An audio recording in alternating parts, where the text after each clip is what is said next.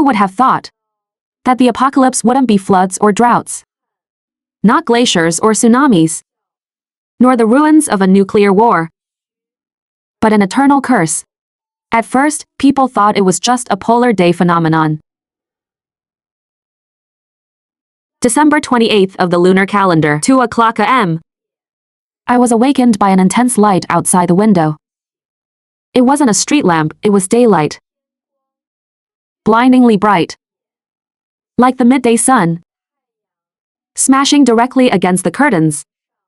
Glowing reddish-orange. I rubbed my eyes, thinking I was just half awake. But the phone by my bed clearly showed 2:03 a.m. Lunar December 28th. New Year's Eve was just around the corner. I lifted a corner of the curtain, and my heart skipped a beat. The sky was bright, but it wasn't the kind of light you'd see at a.m. It was the scorching, scalp-numbing glare of high noon. Yet, I couldn't see the sun. The street lamps below looked pale, like dying fireflies. Must be a cloud reflection, I muttered to myself, closing the curtain and getting ready to go back to sleep. But it was so hot. Not a damp cold, but a dry heat, like being stuffed inside a bus with no AC during the dog days of summer. I grabbed the remote to turn on the AC. The screen lit up for a second, then went dark. The power was out.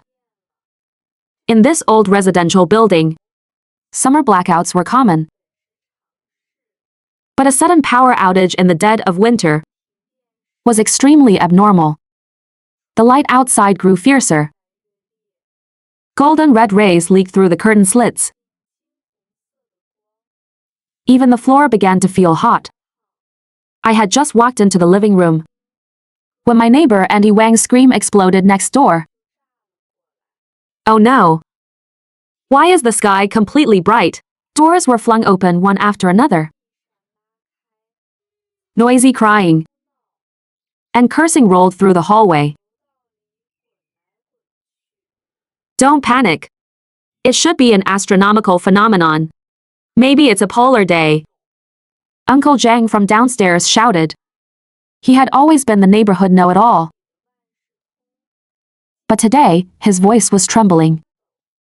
I grabbed my windbreaker, snatched a mask and my keys, and went downstairs to the convenience store.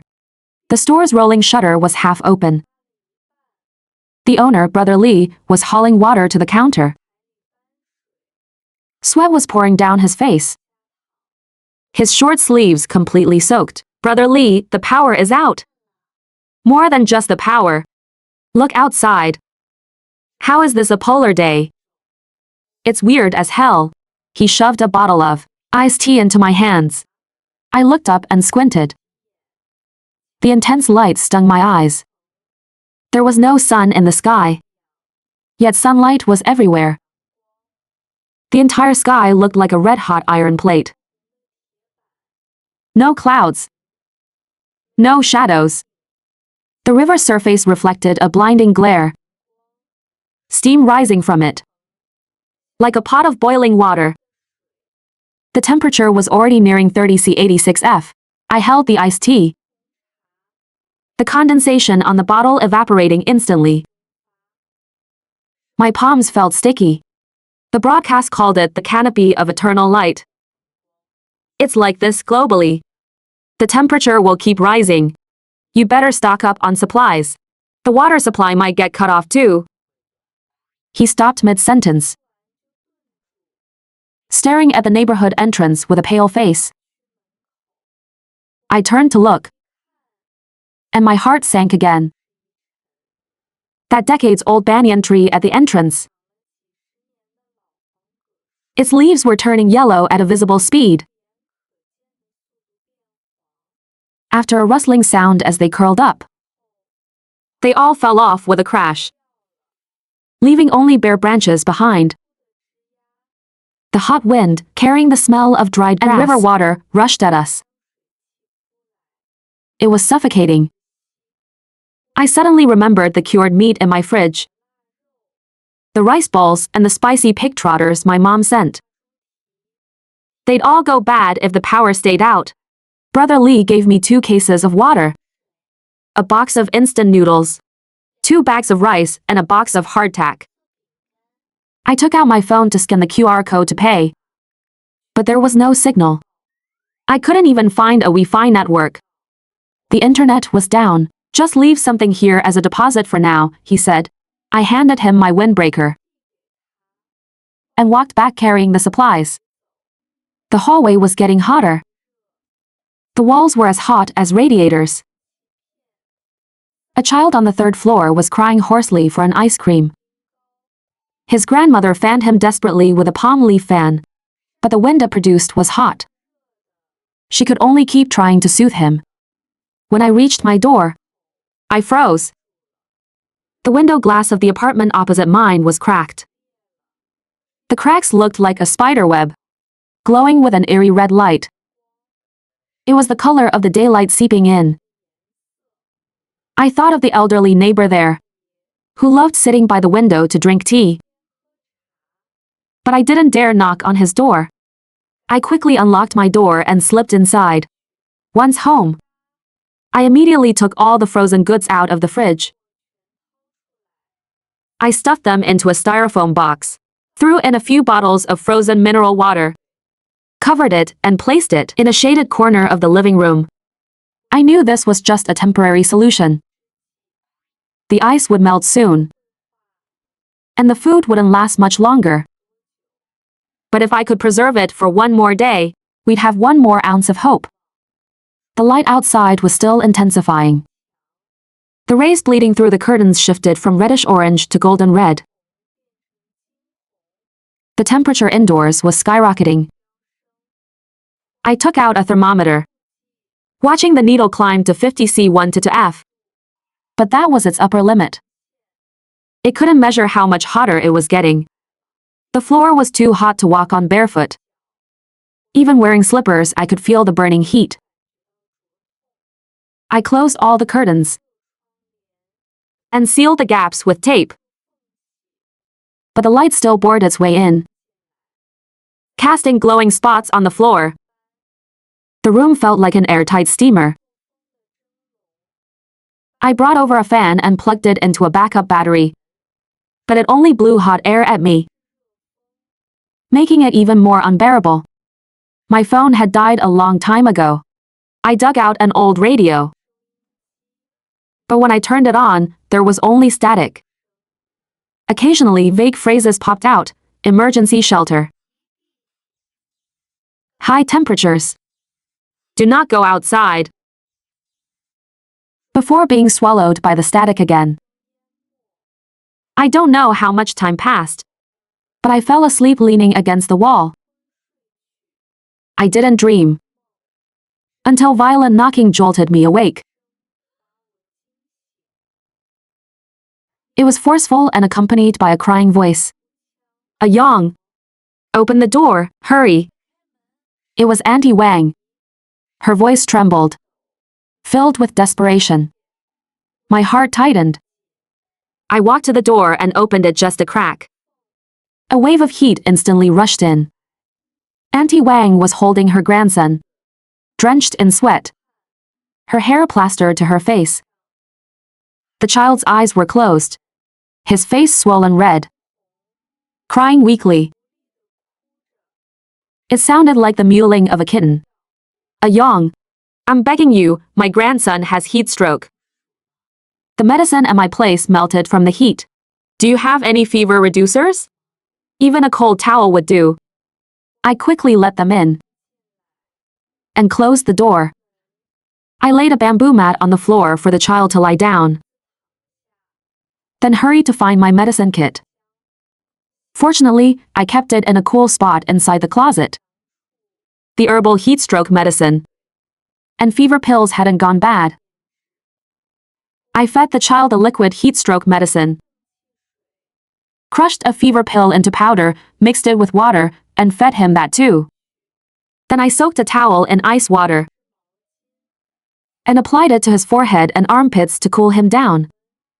Auntie Wang was stomping her feet in anxiety next to me. Half an hour later, the child's crying faded.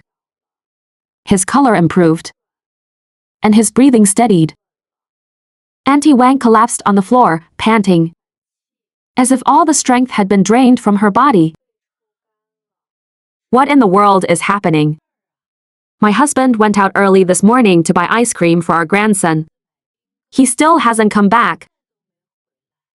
I can't get through to his phone. My heart sank.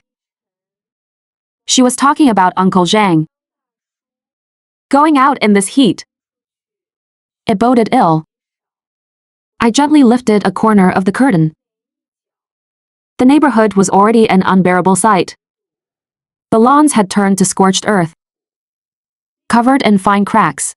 The old banyan tree had completely withered, its bare branches looking exceptionally desolate. Trash cans had toppled over, the garbage smoking, emitting an acrid burning smell. Not far away, on the steps, lay several people, motionless, their clothes charred. One of them was wearing a blue tunic suit. It was the jacket Uncle Zhang always wore. I fiercely yanked the curtain shut, my heart clenching in pain. I didn't dare tell Auntie Wang the truth. I was afraid she wouldn't be able to handle it. Auntie Wang, don't go out right now. It's at least 60 degrees 140 outside. If you go out, you won't make it back. Uncle Zhang is probably hiding somewhere in the shade. He'll come back when the temperature drops a bit. I handed her a bottle of water, speaking as calmly as I could. Auntie Wang took the water and nodded. But her tears fell even faster, clutching the child tightly, refusing to let go. Just then, chaos erupted downstairs. Roars, screams, and the sound of smashing doors drifted up the stairwell, getting closer and closer. Open the door, let me cool off. Hand over the water and food, or I'm breaking in. Auntie Wang and I exchanged a glance, filled with terror. I quickly locked the door, shoved the shoe cabinet and the sofa against it to barricade it. This was an old iron sheet door. It looked thick, but it couldn't really withstand being smashed. Bang, bang. The smashing sound soon reached our floor. The door panel rattled and hummed. It felt like it would break open the very next second. Room 602, open up. I know you hoarded water. It was Liu Lauer from downstairs. He was a known slacker who always tried to take advantage of people. Nobody in the building liked dealing with him. Liu Lauer, we're all neighbors here. Don't do this. Auntie Wang couldn't help but shout, trembling. Liu Lauer's voice turned even more vicious. I can't even survive right now. Why would I care about being neighbors if you don't open the door? I'm pouring gasoline. Then none of us will make it out. The pungent smell of gasoline drifted in, making us choke and cough. Auntie Wang was terrified and hugged the child tighter. The child started crying again. A weak but heart-wrenching sound. I covered the child's mouth and shouted towards the door. I have a gas cylinder in here. You light the fire and I'll open the valve. We'll blow up the whole building together. I pretended to sound resolute, but inside, I was panicking terribly. It was a gamble. It instantly went quiet outside. Only the sound of heavy breathing remained. After a few seconds of silence, Liu Lauer yelled with frustration, I just want 3 bottles of water and 2 bags of noodles. Give them to me and I'll leave. I gritted my teeth, probing further. I'll slide it out from the gap under the door. You are not allowed near the door. No, I need to see you hand it over. Otherwise, you'll try something. If you dare get close, I'll open the gas valve right now. I deliberately twisted the handle on the gas cylinder, making a loud clicking noise. Outside went completely silent again. Liu Lauer cursed a few times, and his footsteps gradually faded away. I collapsed onto the floor, drenched in sweat. My palms were clammy with cold sweat. Auntie Wang hugged me and cried. I knew very well that this was only temporary. The water and food would run out, and the temperature would keep rising. Logically, we couldn't keep hiding in here forever. But where could we possibly go outside? In a blur, I don't know how many days passed. We completely lost all sense of time. Outside the window, it was always bright. There was no alternating day and night. Only the blinding daylight glaring down at us day after day. We judged time purely by our body's sensations. When hungry, we ate a little instant noodles. When thirsty, we took a tiny sip of water. We didn't dare consume too much, afraid we would deplete our supplies too early. The ice in the styrofoam box melted long ago. The frozen food started to rot, giving off a sour, foul stench. We didn't dare eat it. If we got food poisoning now, there'd be no one to save us. We could only endure the pain and throw it away, heartbroken and helpless. Now, all we had left were a few bottles of mineral water, half a box of instant noodles, and a bit of hardtack.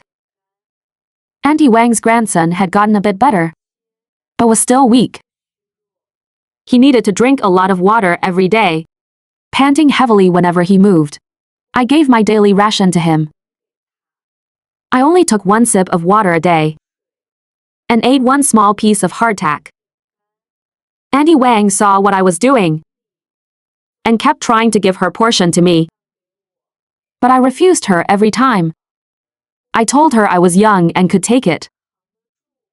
And since she had to take care of the child, she needed to eat and drink properly. Otherwise, none of us would survive. One day, I was spacing out against the wall, wondering how much longer this nightmare would last. Auntie Wang suddenly yelled excitedly. A-Yong, look, is the eternal daylight fading? I looked in the direction she was pointing. The light leaking through the curtain gaps had grown fainter. It shifted from the blinding golden red to a softer orange-yellow. The temperature in the room had also dropped. Even breathing felt easier. I carefully lifted the curtain. There was still no sun in the sky, but the light was much softer now. It no longer looked like a red-hot iron plate. On the scorched earth of the neighborhood, a few patches of green had actually sprouted, showing a stubborn will to live. It brought a sliver of hope to my heart as well. Let's go outside and check, I said firmly. We need to find water, find food and look for other survivors. Auntie Wang nodded and held the child tight. I moved the furniture blocking the door and opened it gently. The heat wave was still there, but it no longer burned painfully. It was about 40 C10 for F, barely tolerable. The hallway was completely empty.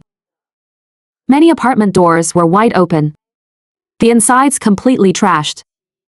The owners had either left or didn't make it. We cautiously made our way downstairs, terrified of running into danger. On the steps below, Liu Lauer's corpse lay there. His clothes were torn, his skin cracked and blackened. He was biting down on half a block of instant noodles, clutching an empty water bottle in his hand. He had clearly died of thirst in the courtyard. Uncle Zhang's body was covered by a tattered bamboo mat, placed near the flower bed. It was likely done by other survivors. The convenience store's shutter was wide open, the shelves ransacked and turned upside down. Brother Li lay behind the counter, clutching loose change in his hand. He had stopped breathing a long time ago. We walked around the neighborhood. There were no other survivors. It was just the three of us. Scorched earth was everywhere, along with dead trees and bodies. Dead silence. Only the rustling of the wind blowing through the dead branches. It was incredibly bleak. Let's go to the riverside, I said. Maybe we can find some water. Or run into other survivors. The streets were completely empty. The metal railings had warped from the heat. No sign of life whatsoever. We squatted by the riverbank, looking at the cracked riverbed, feeling absolute despair. Then, the child suddenly raised his hand, pointing towards the center of the river. He said there were people there. Looking in the direction he pointed. On a shallow shoal in the middle of the river, a few people were busy around a rescue boat. We quickly ran toward them. The team leader looked at us, his face full of surprise. There are still survivors? Thank God. We've been searching for days and found no one. We thought nobody made it through. We've been hiding in our apartment this whole time, afraid to come out, I said. It's okay now. The eternal daylight is receding. The sun is about to come out. It's all over. The sun? I looked up.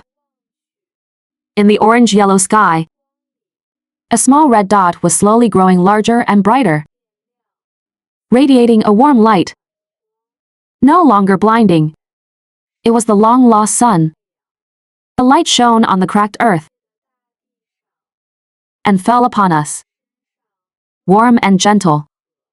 The temperature dropped bit by bit. The damp cold belonging to winter wrapped around us once more. But it brought an incredible sense of peace.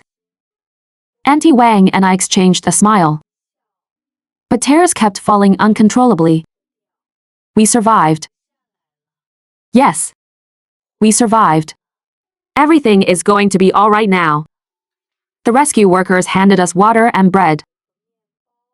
We ate greedily. After all these days, it was the most fulfilling and warming meal we'd had.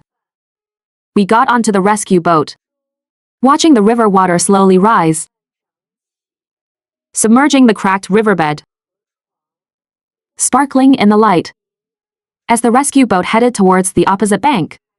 Captain, there's one more over here. A team member on the boat suddenly yelled, his tone full of surprise. We looked in the direction he was pointing. An old man lay there covered by tattered newspapers.